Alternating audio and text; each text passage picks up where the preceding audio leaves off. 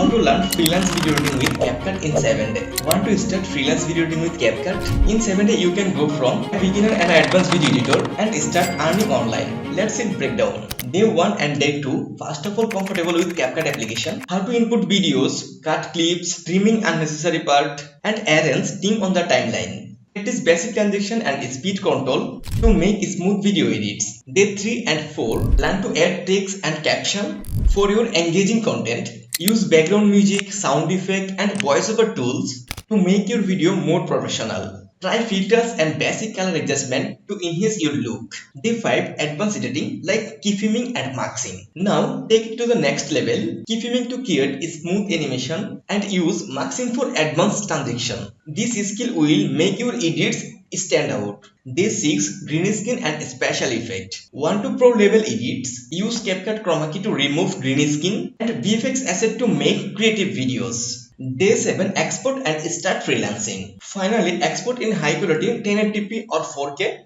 and start freelancing. Create a portfolio and offer your service on Fiverr, Upwork, freelancer.com and other social media. Start earning from video editing. In just 7 days, you will be ready to edit video like a pro and make money online. Thanks for watching. See you in the next video.